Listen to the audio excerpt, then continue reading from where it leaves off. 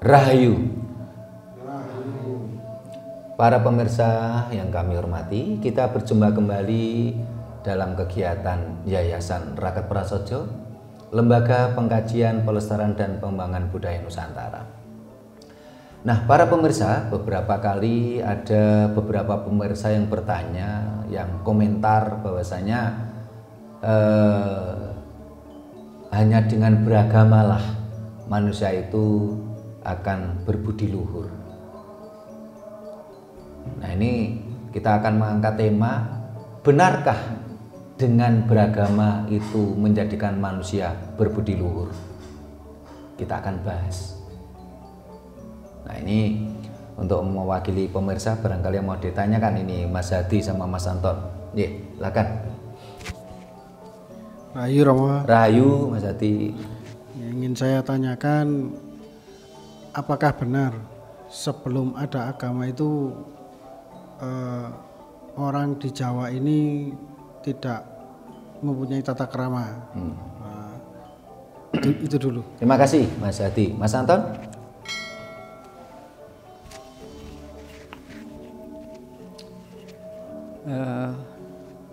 Berbudi luhur apa sama dengan adiluhung? Adiluhung, iya. Itu aja loh. Ya. Nah, para pemirsa, tadi ada dua pertanyaan dari Mas Hadi, ya. Apakah leluhur kita dulu itu sebelum ada kedatangan agama ini leluhur kita tidak tahu tata krama? Terus apa perbedaan berbudi luhur dengan adiluhung, ya? Nah, berbudi luhur itu kan perilaku. Kalau adiluhung itu sebuah fenomena, ya.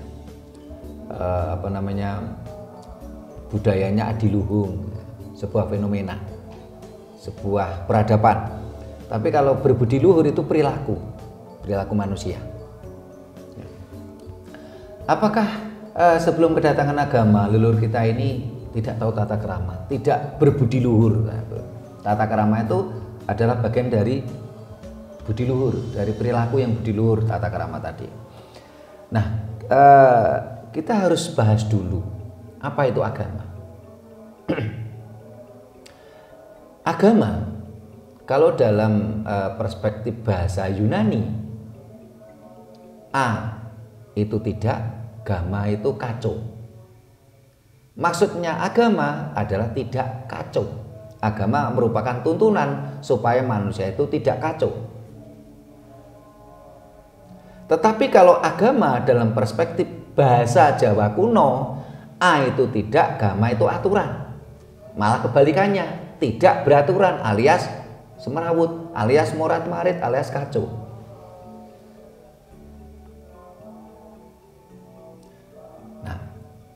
Kalau di medsos ini banyak yang beredar, misalnya jadikan bangsa ini berbudi luhur, jangan jadikan bangsa ini berakhlak katanya. Karena memang ada perbedaan antara akhlak dan budi luhur gitu loh. Seharusnya bangsa ini memang berbudi luhur, berperilaku berbudi luhur. Nah, kembali ke tema kita, apakah dengan beragama manusia itu bisa berperilaku berbudi luhur? Tadi sudah kita sampaikan bahwasanya agama menurut perspektif Yunani, itu tidak, agama itu kacau. Jadi supaya tidak kacau, agama dianggap sebuah tuntunan untuk menuju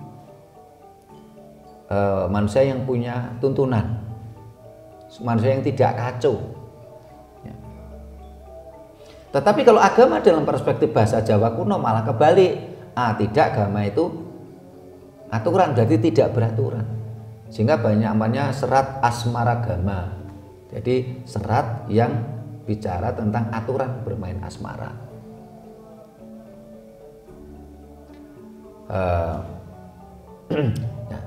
Ada kalau kita lihat seperti ini saja sudah beda perspektif. Nah, kalau kita ini beragama, ya, mampukah berbudi luhur? Ya belum tentu.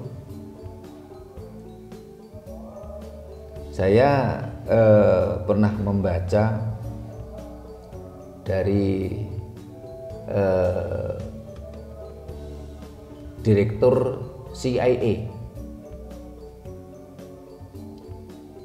John McCone ya namanya. Ini Direktur CIA Amerika periode 1961 sampai 1965. Ini para pemirsa bisa googling, itu ada. Apa kata beliau? Senjata pemusnah massal. Apakah itu nuklir? Tidak. Senjata pembunuh massal. Apakah itu nuklir? Tidak. Senjata perusak peradaban. Apakah itu nuklir? Tidak. Ternyata senjata pembunuh, senjata perusak, ini namanya agama. Namanya keyakinan. Ini menurut kata-kata Direktur CIA tadi, John McCone. Ya.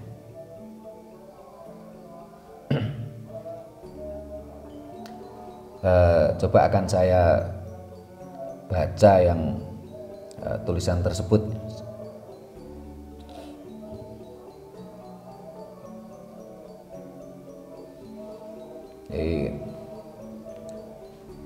Ini diterjemahkan dalam bahasa Indonesia ya. Mesin penghancur yang paling ampuh dan murah bukanlah bom atom, tapi agama. John McCone, mantan Direktur CIA 1961 sampai 1965. Dan ternyata pernyataan Direktur CIA ini benar. Coba kita lihat sejarah dan fenomena nyata bangsa kita, dan juga fenomena nyata dari sejarah dunia. Contoh ya, perang salib. Bagaimana perang salib ini adalah perang agama antara umat Islam dan umat Kristen. Mereka berperang berpuluh-puluh tahun, menjadi dendam kesumat. Berapa ribu, berapa juta nyawa hilang gara-gara agama. Terus Timur Tengah mulai zaman dulu sampai sekarang konflik terus gara-gara agama. Di Indonesia seringkali konflik, seringkali ada masalah-masalah gara-gara agama. Bahkan akhir-akhir ini ada di TikTok ada ya, terus di Conference Flash Yerusalem Post, putra Hamas ya, yang memberikan kesaksian banyak orang membunuh orang dengan mengatasnamakan Tuhan sambil menyebut nama Tuhan agama tertentu.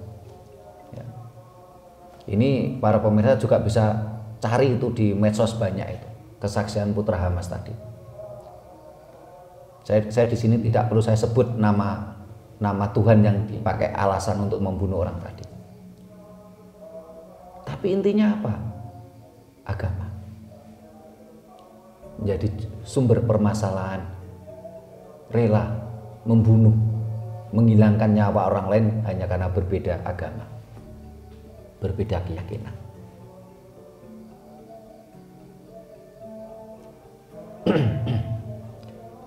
Sehingga dengan fakta-fakta ini ya, secara otomatis sudah memberikan jawaban, termasuk bantahan pada beberapa pemirsa yang mengatakan apa istilahnya, menyerang kita.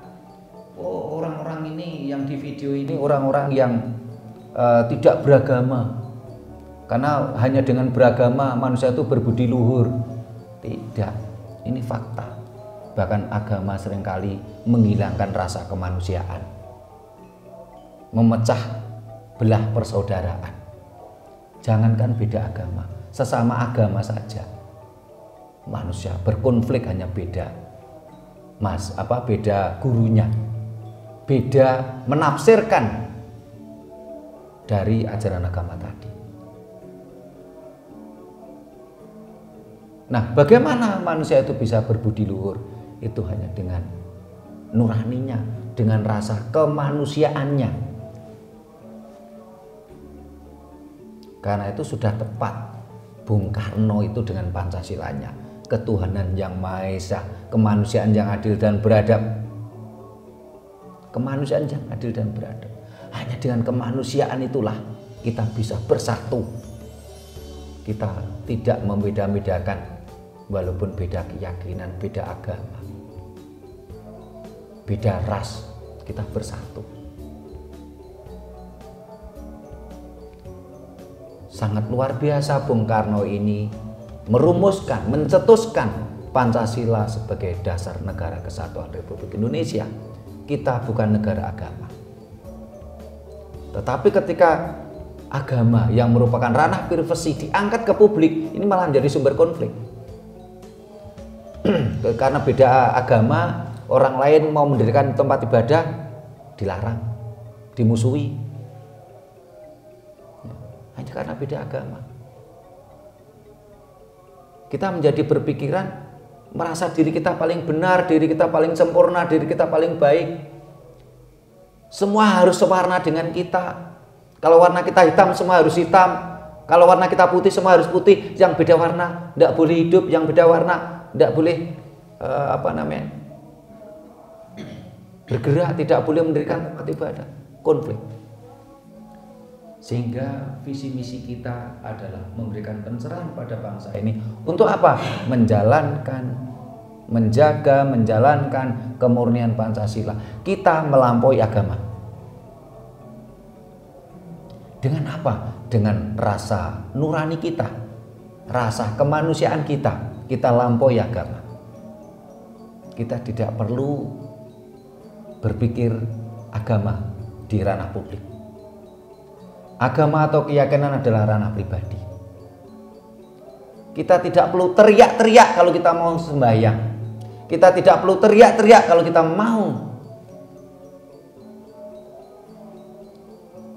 melakukan ritual keyakinan kita. Apalagi teriak kita tadi sampai mengganggu orang lain. Tidak perlu. Dengan cara itulah kita berbudi luhur, berperilaku budi luhur. Itulah karakteristik bangsa Nusantara.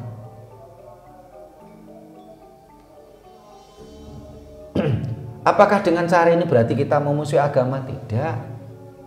Kita ingin melampaui agama. Kita kembali ke ajaran leluhur kita.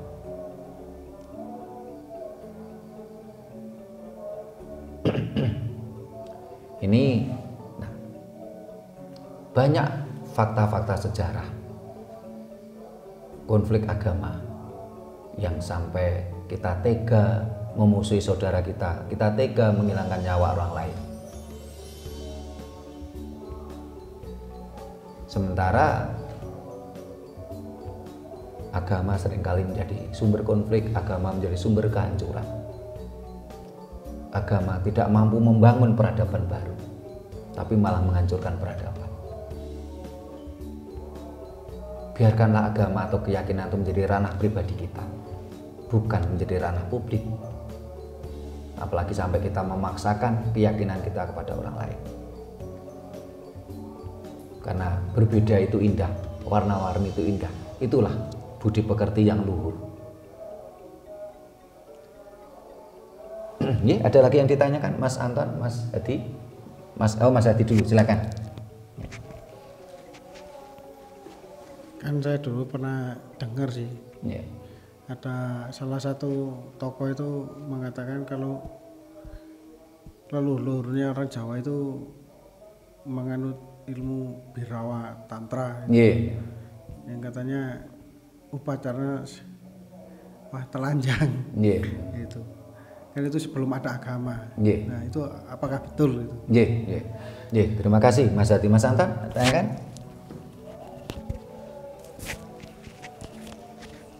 Apa berbudi luhur itu termasuk kita bermoral? Itu aja loh. Nggih, terima kasih. Nggih, apa yang ditanyakan oleh Mas Hadi, memang banyak sekali ilmuwan-ilmuwan yang mabuk ajaran Dayoh ini mencoba mengkaburkan budaya leluhur kita, mengkaburkan peradaban leluhur kita, mengkaburkan keluhuran-keluhuran budi leluhur kita. Sekarang itu jelas pemelintiran. Oh, dulu leluhur kita itu tidak punya peradaban, sehingga sembahyangnya dengan telanjang, sembahyangnya dengan cara membunuh sama manusia, dengan cara sembahyangnya itu dengan memakan daging manusia. Ini adalah pemelintiran. Kenapa? Karena ajaran Jawa itu merupakan way of life. Ajaran Jawa adalah bukan sekedar teori, tetapi ajaran Jawa adalah perilaku, filosofi hidup, pandangan hidup. Kalau leluhur kita itu brutal, tentunya leluhur kita tidak mampu membangun peradaban. Kalau leluhur kita ini kanibal, ya, doyan daging manusia, kanibal, ya, tentunya leluhur kita tidak mampu membuat peradaban. Kenapa? Karena akan saling konflik. Kenapa? Jangankan kanibal sampai makan daging manusia. Ya. Anak kita, ya, dipukul oleh orang lain, kita ini udah tidak suka kok, ada kebencian kok. Apalagi kanibal, membunuh dan dimakan. Akhirnya apa? Menimbulkan kebencian dan dendam. Akhirnya apa? Terus berkonflik toh. Nah, kalau berkonflik, apa mungkin leluhur kita mampu membangun peradaban? Tidak mungkin. Kenyataannya leluhur kita mampu membangun peradaban. Apa itu buktinya peradaban? Salah satunya adalah candi. Candi itu adalah peradaban. Di situ ada ilmu arsitektur, ilmu bangunan. Di situ ada ilmu sastra, ada ilmu seninya. Ya. Karena candi bukanlah sekedar batu ditumpuk. Itu ada nilai-nilai sastranya, ada arsitekturnya, ada filosofi kehidupan. Candi itu adalah kitab. Candi itu adalah penulisan peradaban yang sangat syarat makna, yang luar biasa. Candi leluhur kita banyak di mana-mana. Itu adalah peradaban. Coba kita bayangkan kalau leluhur kita itu kanibal, suka makan daging manusia, konflik terus toh. Saling dendam toh. Antara kelompok satu dengan kelompok yang lain kan saling dendam toh. Antara manusia satu dan manusia saling dendam. Tidak mungkin dia mampu membangun peradaban. Kenyataannya leluhur kita peradabannya luar biasa. Candi itu salah satunya. Dua, adanya keris. Keris ini bukan sekedar senjata tajam, tapi keris itu adalah ada ilmu metalurginya, ada ilmu seninya di situ. Sehingga keris itu sangat berbeda dengan pedang yang murni senjata tajam hanya untuk membunuh. Pedang tidak ada nilai seninya, tapi keris ada nilai seninya, ada metalurginya. Bahkan keris ini minimal itu sekitar 5 macam logam yang dicampur. Kalau keris yang bagus itu sampai 7 macam logam. Sementara kalau pedang tidak, pedang itu hanya cuma sekitar 2 atau 3 macam logam. Jadi teknologi metalurginya berbeda. Keris itu adalah bentuk wujud nyata dari peradaban leluhur kita. Terus nilai-nilai sastra leluhur kita banyak, mulai dari Pararaton, ada Negara Kertagama, ya. Ada Sotasoma, ada Kakawin Harjuna Wiwaha, ada Kakawin Baratayuda. Itu sastra luar biasa. Ini sudah merupakan bantahan tersendiri gitu. Tapi memang orang-orang ya sebenarnya ada saudara-saudara kita sendiri yang memelintir itu. Cuman karena dia itu mabuk ajaran Dayo, sehingga ajaran leluhurnya sendiri itu dipelintir, dijelek-jelekan gitu. Sementara ajaran Dayo tadi jelas merupakan peradaban istilahnya ajaran baru. Bahkan dalam catatan sejarah, ajaran Dayo tadi tidak mampu membangun peradaban. Mereka hanya mampu melakukan penaklukan-penaklukan. Dan penaklukan itu kata lainnya apa? Perampokan, pemaksaan kehendak. Kenapa kita harus mabuk ajaran Dayo yang seperti itu? Yang mengajarkan kebencian-kebencian, beda keyakinan, beda pemahaman, dibenci, dimusuhi. Kenapa gitu? Mereka demi ajaran Dayo, mereka tega menjelek-jelekan, memelintir tentang ajaran leluhurnya. Ini yang jadi pertanyaan kita semua. Karena memang apa?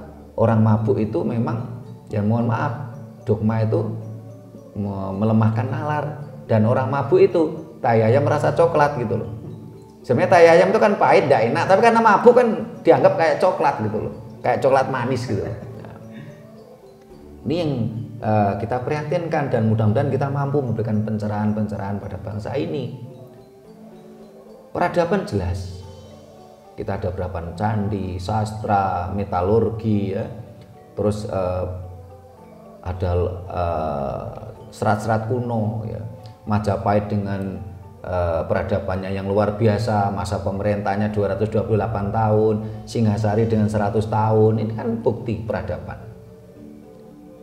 Dan selama ini leluhur kita itu melakukan ekspansi tanpa invasi. Sehingga apa? Yang dulu merupakan wilayah leluhur kita, wilayah Nusantara, itu merasa tidak ada dendam. Mereka masih bangga mengatakan leluhurnya adalah Nusantara, leluhurnya adalah Majapahit.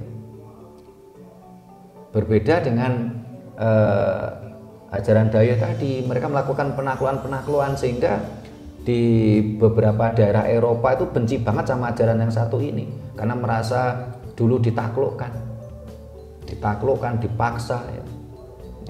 Ada dendam yang sangat dalam. Itu tugas kita semua ketika ada yang mencoba memelintir, menjelek-jelekan ajaran leluhur kita, untuk mencerahkan. Dan ajaran Jawa ini bukan sekedar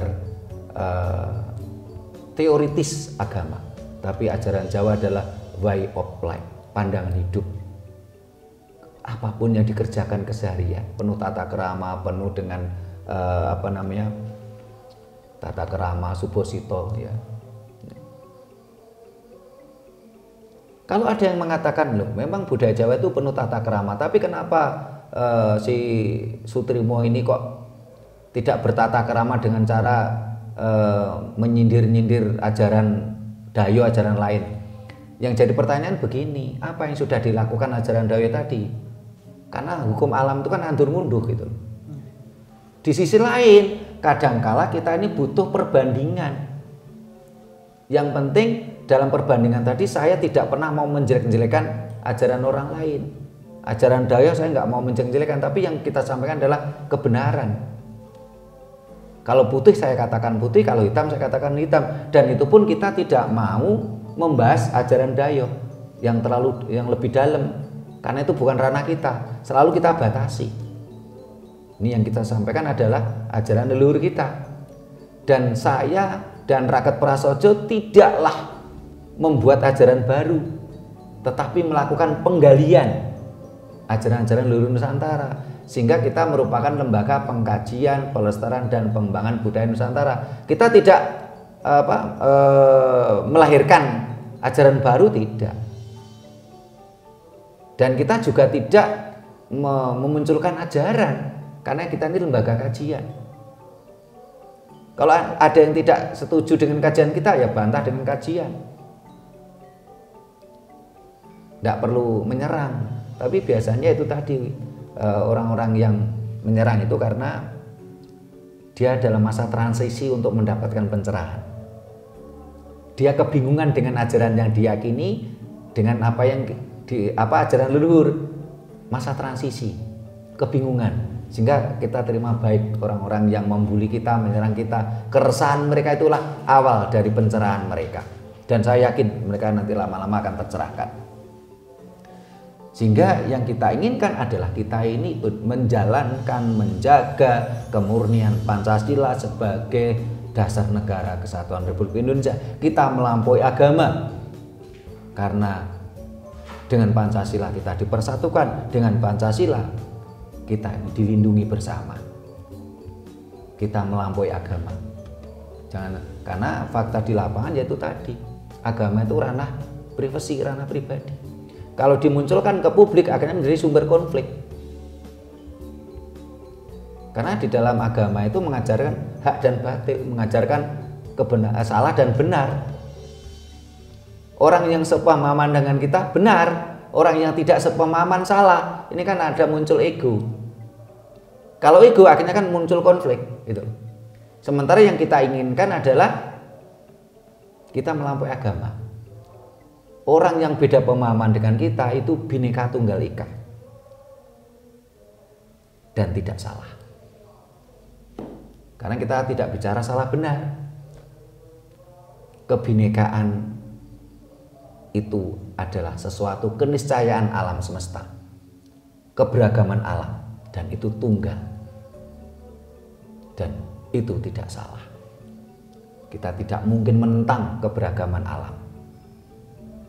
Kita tidak mungkin, alangkah hinanya kita kalau kita menjadi orang buta. Kita menginginkan seluruh alam ini menjadi sama dengan kita. Oh, semuanya harus hitam karena warna kita hitam. Semuanya harus putih karena warna kita putih. Nah, kita kan sama menjadi orang buta. Leluhur kita tidak mengajarkan seperti itu.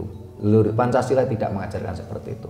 Alangkah hinanya kita kalau kita ingin menyeragamkan alam seperti warna yang kita yakini. Ini ada lagi yang ditanyakan Mas Adi, Mas Anton? Oh, Mas Anton silakan. Tanggapan Romo Sutrimo tentang itu pernyataan kalau saya nggak salah Profesor Agus Sunyoto. Yeah. Sebelum itu agama orang Jawa terdahulu adalah agama Kapitayan. Itu terus sih. Nggih. Nggih, Mas Anton. Mas Adi ditanyakan? Nah, sebenarnya pertanyaan Mas Anton ini sudah terjawab di video kita yang berjudul apa keyakinan orang Jawa dahulu. Keyakinan leluhur kita dahulu, keyakinan orang Jawa dahulu, apakah itu Kapitayan? Ini yang perlu kita pertanyakan karena Suwargi Dr. Agus Sunyoto ini menyampaikan tentang Kapitayan itu kurang lebih baru sekitar 5 atau 7 tahun terakhir ini. Sebelum itu tidak ada istilah Kapitayan menjadi agama leluhur kita. Kalau saya lihat secara ilmu bahasa, Kapitayan ini kan bahasa Jawa. Kapitayan itu bahasa lainnya adalah kapitadosan. Kapitayan adalah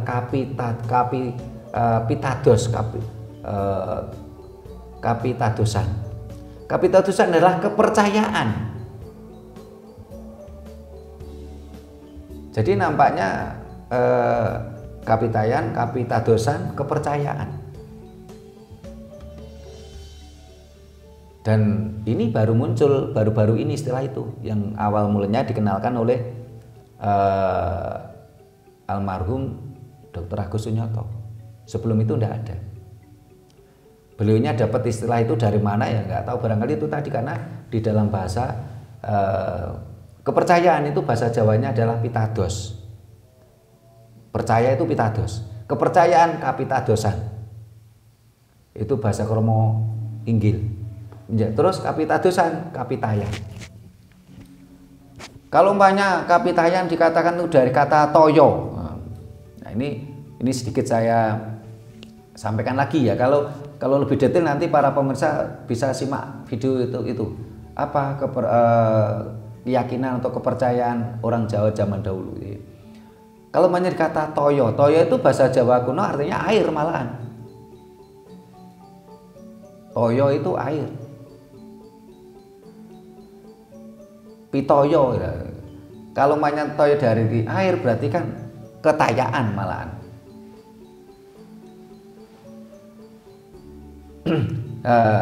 Kalau artinya suwung itu sonyo. Sonyo itu suwung. Tapi kalau sunyoto itu nyata malahan. Sonyo suwung. Kalau sunyoto itu nyata. Mas Hadi mau tanyakan, silakan. Ingin saya tanyakan mengenai budaya dan agama. Ini budaya dulu atau agama dulu, atau munculnya agama terus ada budaya? Terima kasih Mas Hadi. Kalau dari berbagai ilmuwan itu dalam ilmu budaya, agama itu bagian dari budaya. Jadi budaya itu dari kata budi dan daya. Budi itu adalah pemikiran manusia ya. Daya itu kemampuan. Budaya dari kata budi dan daya. Nah, budaya apa saja yang bagian dari budaya? Satu, dari cara bicara, bahasa, sastra. Ya. Setelah itu perilaku keseharian. Ini adalah adat dan tradisi. Terus setelah itu membedakan antara baik dan benar, indah dan jelek. Ini adalah seni. Nah, ini para pemirsa bisa simak video kita yang berjudul What is Java? Apa itu Jawa? Terus setelah itu seni, terus kita bicara tentang budaya spiritual culture, budaya spiritual. Karena apa? Karena manusia hidup itu butuh pandangan hidup, falsafah, pandangan hidup untuk bermasyarakat. Dalam berpandangan hidup itu juga akhirnya muncul pemikiran tentang berarti urip ono sing nguripi, hidup itu ada yang menghidupi. Ini kan masuk ranah spiritual, masuk ranah. Nah, oleh orang-orang tertentu yang lebih yakin tentang agama, mereka menganggap agama itu katanya dari Tuhan. Padahal kalau secara keilmuan, ya tentunya itu awalnya pemikiran manusia. Itu pemikiran manusia. Sehingga banyak sekali, kalau kita lihat banyak sekali ajaran-ajaran agama itu, kalau kita telaah, ini ajaran lokal. Nama Tuhannya nama lokal, ajarannya memakai bahasa lokal, dan merupakan budaya-budaya lokal. Ya karena memang agama itu bagian dari budaya. Tetapi bagi orang yang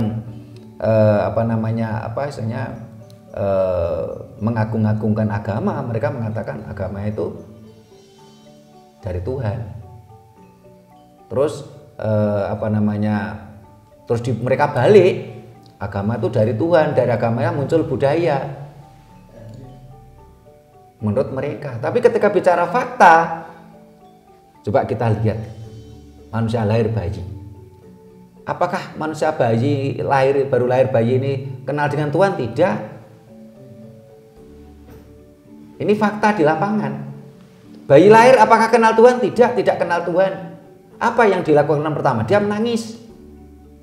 Ini adalah bahasa. Dan bayi menangis itu bahasa semesta. Entah itu orang Eropa, orang Asia, itu kalau namanya bayi menangis ya seperti itu. Lama-lama dia belajar bahasa, dan itu bahasa lokal, bahasa ibu gitu loh. Setelah itu mereka mulai tertata bahasanya, itulah sastra. Nah setelah itu mereka melakukan kegiatan sehari-hari. Inilah adat dan tradisi. Semakin dewasa sang anak manusia tadi bisa membedakan mana indah, mana jelek, mana baik, mana buruk ya. Ini adalah nilai-nilai seni. Nah, akhirnya mereka sang anak manusia itu mulai bergaul dengan sesamanya di kelompoknya. Nah, dalam mereka bergaul tadi ini adalah falsafah pandangan hidup. Oh, kepada orang tua harus begini, kepada sesamanya begini ya. Ini adalah falsafah. Nah, lama-lama barulah sang anak tadi itu mengetahui kalau hidup itu ada yang menghidupi, itu pun tidaklah tahu secara langsung.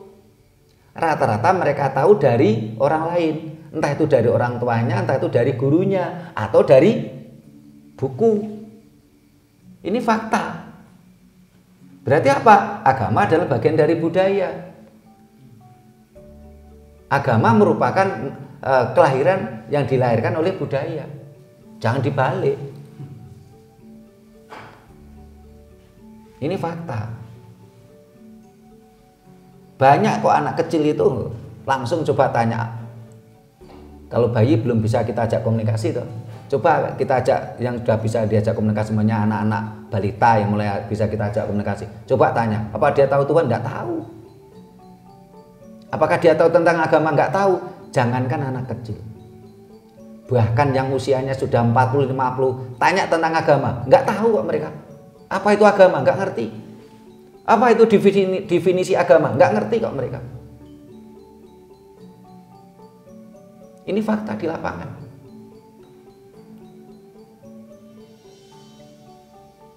Banyak yang tidak tahu apa itu agama. Sehingga karena ketidaktahuan itulah sehingga saya maklum ketika ada pemirsa mengatakan hanya dengan beragama manusia itu akan berbudi luhur. Saya maklum dengan komentar itu. Karena barangkali pemirsa tadi wawasannya belum luas. Kalau wawasannya luas dia akan paham bagaimana gara-gara agama menjadi mesin pemusnah. Bagaimana gara-gara agama orang tega menghilangkan nyawa orang lain. Gara-gara agama mereka rela bermusuhan dengan saudaranya sendiri.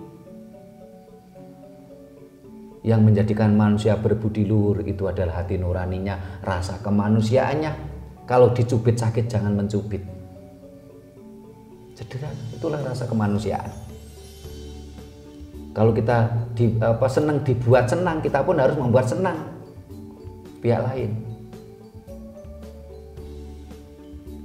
Sederhana saja untuk berbudi luhur. Banyak sekali kata-kata di medsos yang beredar. Orang menjadi baik bukan karena agama, karena memang tadi orang itu baik. Tetapi banyak orang yang memang karakternya jahat, ketika beragama malah agama tadi dijadikan topeng untuk melakukan kejahatan. Tapi kalau orang itu memang baik, berbudi luhur, walaupun dia tidak beragama ya tetap berbudi luhur. Dari bibinya berarti. Dari perilaku si manusia itu sendiri. Bahkan kadang-kadang mereka melakukan kebaikan tanpa memandang agama. Di medsos tuh banyak beredar itu seorang bule cantik ya, pergi ke Afrika. Di situ banyak bayi kelaparan, dia memberi susu pada bayi tadi. Nggak tanya agamanya apa si bayi hitam itu. Nggak tanya agamanya apa, tapi rasa kemanusiaannya. Tapi banyak sekali orang yang dengan menyebut nama agama, dengan menyebut nama Tuhan dalam versi agamanya, dia membunuh orang lain, memusuhi orang lain, membenci orang lain. Jadi orang itu menjadi berbudi luhur itu bukan karena agama, karena memang rasa kemanusiaannya, bukan karena agamanya. Karena memang mereka adalah berbudi luhur. Tetapi bagi orang yang memang tidak berbudi luhur dengan agama, malah dia menjadikan agama menjadi topeng untuk melakukan kejahatan-kejahatan. Penipuan, pembunuhan, pemerasan, perkosaan dengan mengatasnamakan agama. Karena itulah kita ingin mengajak saudara kita sebangsa setanah air, sesama putra pertiwi, sesama putra Nusantara, ayo kita lampaui agama, kita jalankan, kita jaga kemurnian Pancasila. Itulah kita akan berbudi luhur. Di Indonesia pun orang tidak beragama nggak apa-apa kok.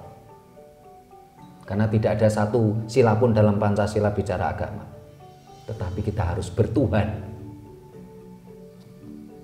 Karena memang di Indonesia bukan negara ateis. Kita adalah negara Pancasila. Kita harus bertuhan. Kita percaya tentang adanya Sang Maha Pencipta. Karena negara Kesatuan Republik Indonesia bukan negara ateis. Nih, ada lagi yang ditanyakan Mas Hadi? Mas Anton? Udah? Ada tanya lagi? Ya. Nah, para pemirsa yang saya hormati, demikian tadi bahasan kita. Benarkah dengan beragama manusia itu akan berbudi luhur? Kita jawab dengan berbagai bahasan kita sampaikan tentang fenomena nyata di dunia. Ternyata jawabnya tidak seperti itu.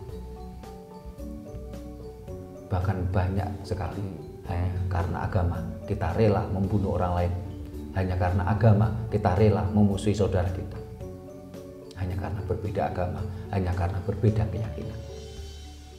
Karena itu, mari kita jaga dan kita jalankan kemurnian Pancasila sebagai dasar negara kesatuan Republik Indonesia. Nah, para pemirsa, demikian tadi bahasan kita. Bila mana ada kata-kata kami yang kurang berkenan, tata krama kami yang tidak memadai, kami mohon maaf. Sampai jumpa di kegiatan kita lainnya. Rahayu.